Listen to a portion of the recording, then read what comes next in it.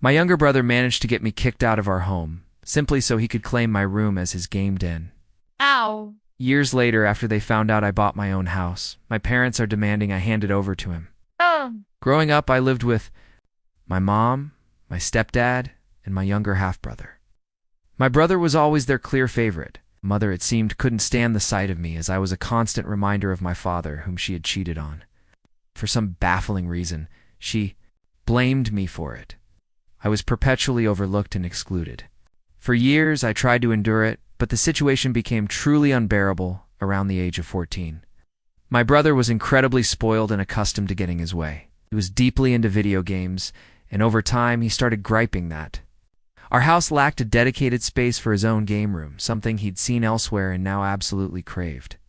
My parents then began subtly suggesting I ought to leave the house so my brother could convert my room into his gaming sanctuary. Initially, I dismissed it as a joke.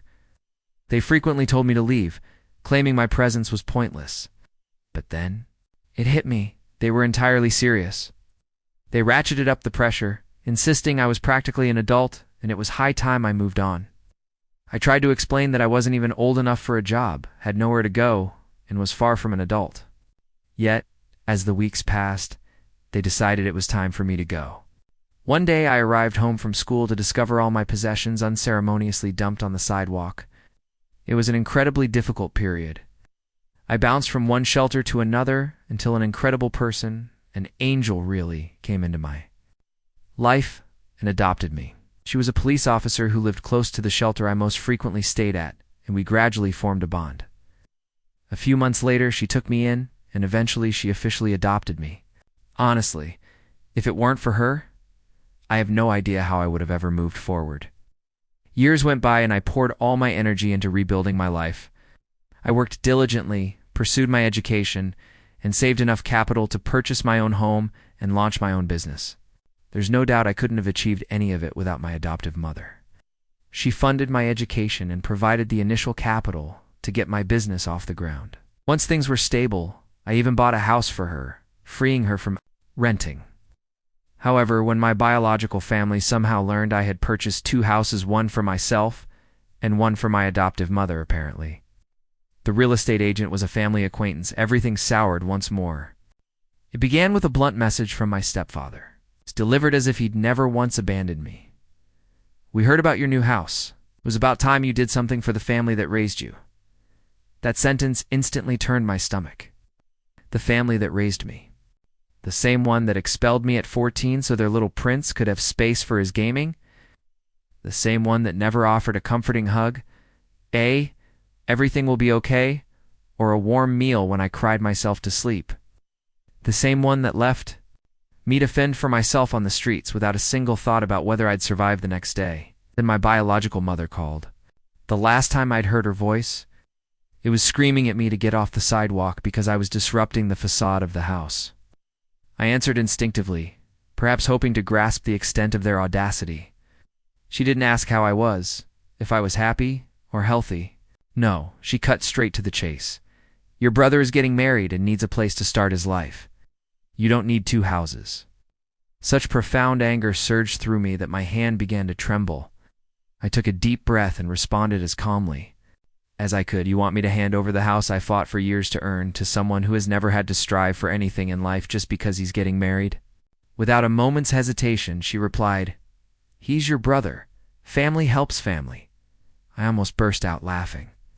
Family helps family. I slept on park benches, hungry and terrified. Family helps family? Where were they when I needed new shoes for school? Where were they when I was assaulted in one of the shelters and no one bothered to visit me in the hospital? I hung up without another word. I foolishly believed that would be the end of it, that I would finally find peace. But I grossly underestimated their willingness to cross every boundary. Days later, messages from unknown numbers started rolling in. One read, You're going to regret turning your back on your family. Another, You owe us a blood debt. My adoptive mother even received an anonymous message warning her that she was interfering too much in a family that wasn't hers. That truly pushed me over the edge. I immediately went to the police station to file a report. I had established contacts. I knew the process. Okay. I was no longer the vulnerable boy they had discarded years ago. I had a name, a spotless record, and concrete evidence. But it didn't end there. What truly infuriated me was when a former schoolmate, now a neighbor, of my biological parents informed me that my mother was spreading rumors throughout the neighborhood. She was telling everyone I was ungrateful, that the house I'd bought was actually an inheritance from my father, the very father she cheated on and detested, and that I had renounced my blood for money. It was the ultimate breaking point. If a war was what they wanted, a war was what they would get. That night, sleep eluded me. I tossed and turned, replaying every word, every unresolved memory, every scar they had left. It felt as if, after years of painstakingly rebuilding myself, they had ripped away a piece of my soul and contemptuously spat on it. Absolutely would not let it stand. For the first time, I decided to confront them head-on, not just for myself, but for that 14-year-old version of me who cried, clutching his meager belongings on the sidewalk, while his brother received a PS5 with money. That should have gone towards my school uniform. The next morning, I drove to the neighborhood where I grew up, not out of nostalgia, but because I wanted to look them directly in the eye and show them exactly what they had forfeited. I parked my new car directly in front of the old, peeling house I was once forced to call home. It was still the same drab place, but now with more visible cracks, more litter in the yard, and an even more dilapidated air. I rang the doorbell with determination, fully aware that a confrontation was about to begin. My brother, now in his early 20s, with an uncharacteristic beer belly and the same spoiled expression, answered the door. His eyes widened when he saw me, and he tried to force a cynical smile. "Hey, bro, did you come to hand over the keys?" I burst into dry laughter, the kind that scrapes your throat from years of pent-up contempt. "No. I came to tell you that if you or our parents contact me again, I'll take all of you to court for emotional harassment, slander, and attempted extortion. And I have proof. Oh, and one more thing," I added, pulling out my phone and displaying the recording of my mother's call, the threatening messages, and the screenshots. "My lawyer already has all of this." He went utterly pale. "Hey, you're exaggerating. It's just a house." "It's not just a house," I countered. "It's my life. It's everything I earned through sweat, tears, and an immense desire to never again depend on people like you." He tried to argue, but my mother appeared at the door. She still wore that look of disdain, as if I were a blemish on her family's perfect facade. But something shifted when she realized I was serious, dead serious. When she saw I was no longer the quiet boy, but a man who knew how to stand up for himself. "Are you really willing to turn your back on your own mother?" she asked. "I don't have a mother," I stated. "The woman who raised me is doing wonderfully in the house I gave her. You merely gave birth to me, and even that, perhaps, was against your will." For the first time in my entire life, my biological mother was speechless. And in that silence, I said goodbye, not with tears, but with a profound sense of relief. I went home that day with a lighter heart. I knew it wouldn't be the end of the conflict, but I had taken the first meaningful confrontational step. I was no longer running, and they realized it. Yet, as I predicted, they didn't back down. Their next attack would be even more vicious than I could have imagined. I should have foreseen that they wouldn't accept my refusal. People like them don't retreat. They simply resort to the next lowest form of manipulation. That's precisely what they did. Less than a week after my visit, my phone rang again.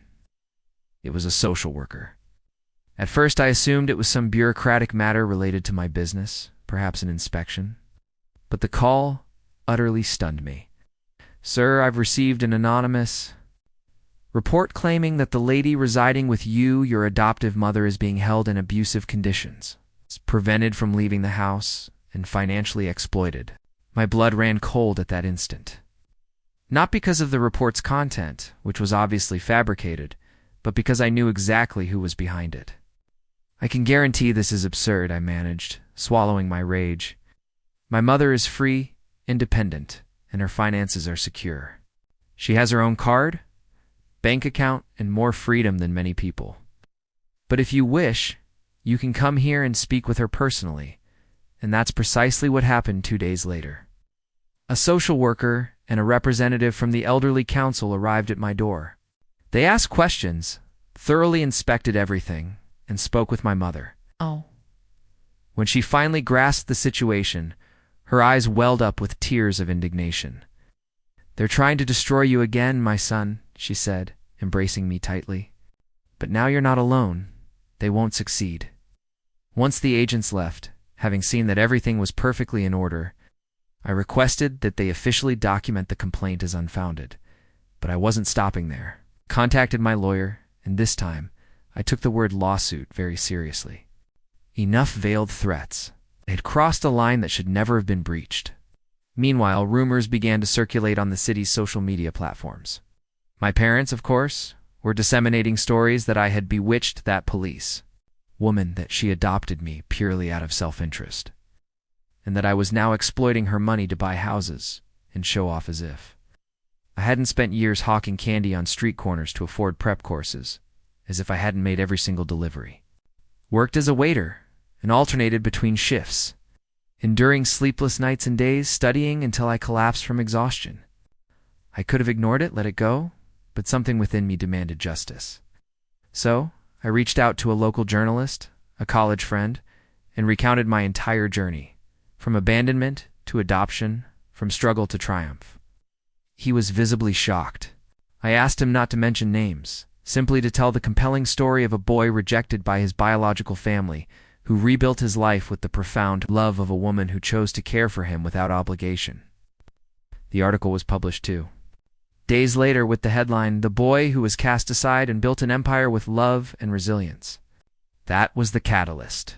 My phone exploded with messages. Strangers reached out with support. People commented, "I knew you at school. They truly treated you horribly." Others proclaimed, "This woman is a hero, and you are an inspiration." Of course, my parents saw it too, and they couldn't tolerate it. My mother called me again, sobbing not from remorse, but from pure fury. "How could you expose our family like this?" "I didn't expose anyone," I calmly replied. "I merely told the truth. The shame isn't mine," and I hung up. That day was the first time I slept with a tranquil spirit. But their game wasn't over, and their next maneuver would be even more despicable. I had assumed that after the article they would retreat, thought that, perhaps, faced with public opinion, they would be too ashamed to continue digging their own grave. But I had misjudged the kind of people who thrive on malice.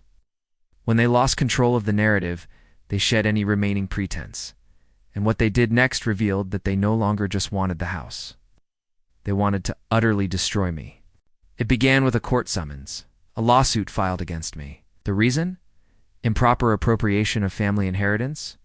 Yes, you read that correctly. My biological parents claimed that the house I purchased with my own hard work and my name with the deed registered and fully paid for, had been bought with money that, according to them, came from a supposed inheritance from my biological father, that same father who died without leaving so much as an old watch, and whom my mother had cheated on and detested.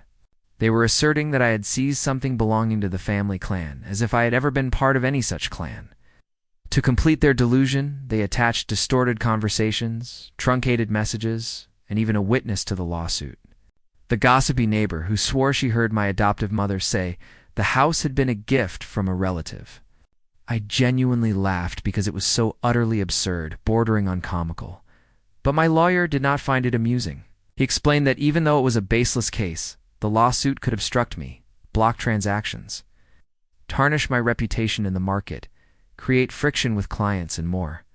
They were attempting to weaponize the legal system for revenge. That's when I understood.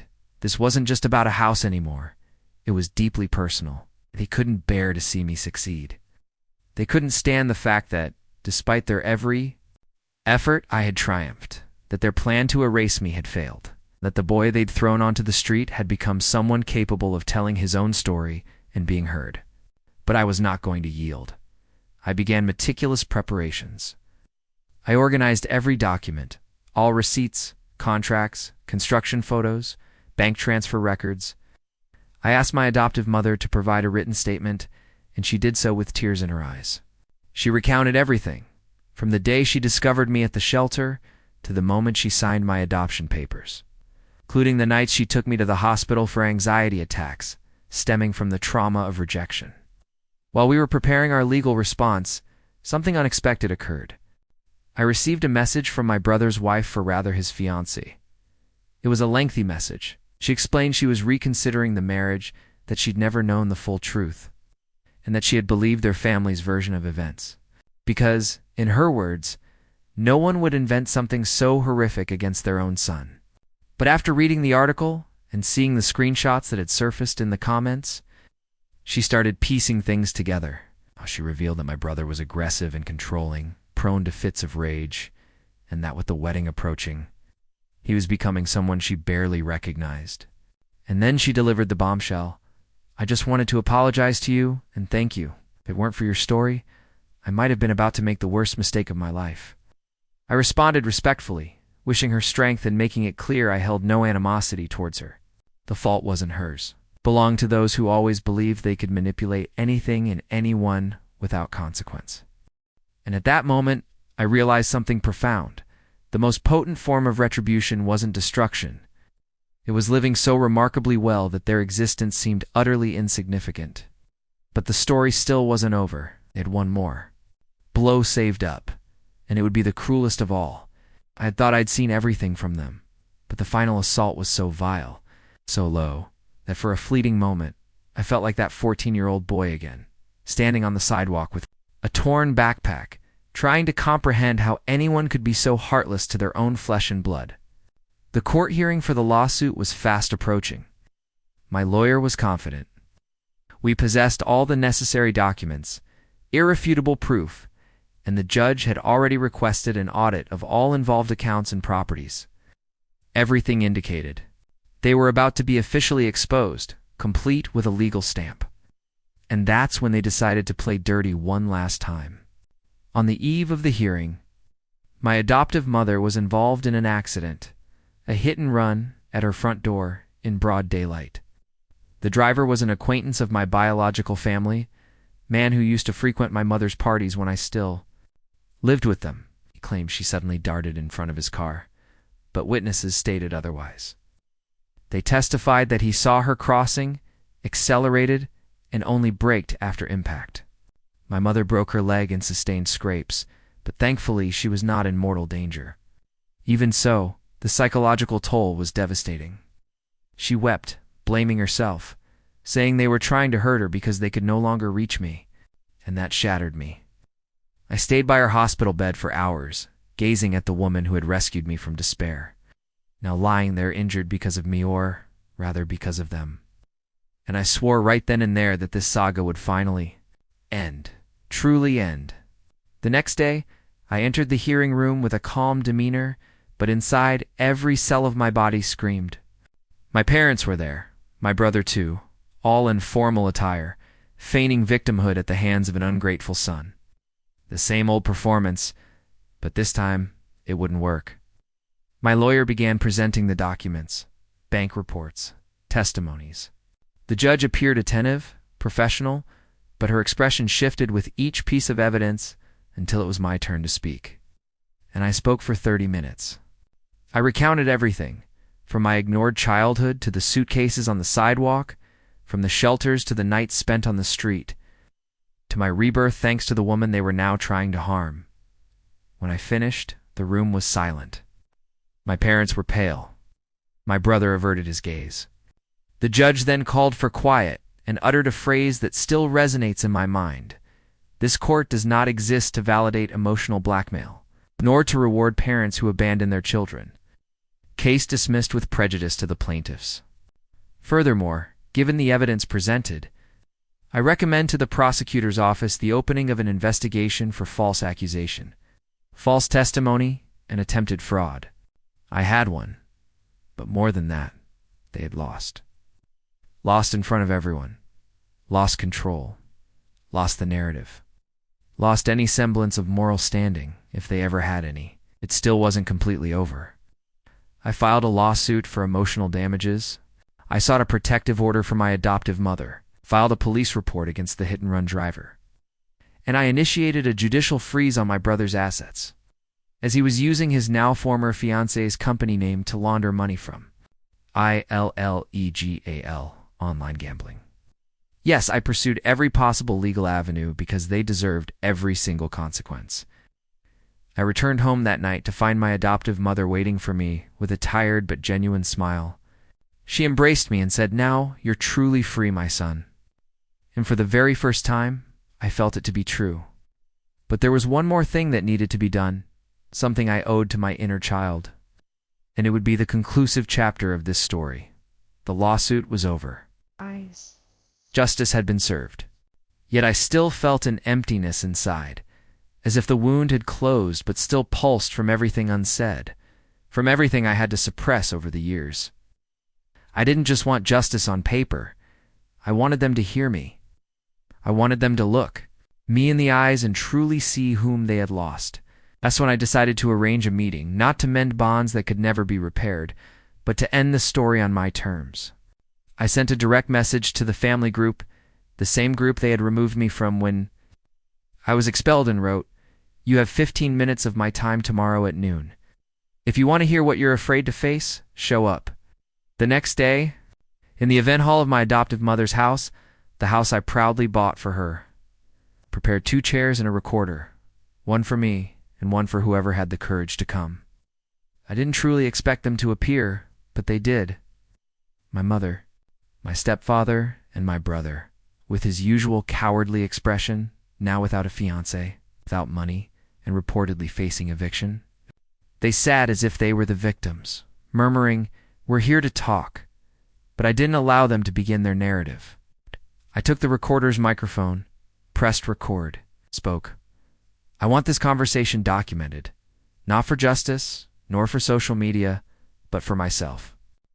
To never forget who I was, who you tried to erase, and who I became despite you."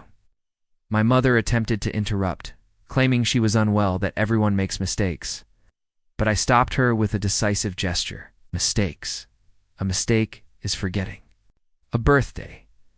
A mistake is yelling during an argument. What you did was abandonment. It was premeditated cruelty.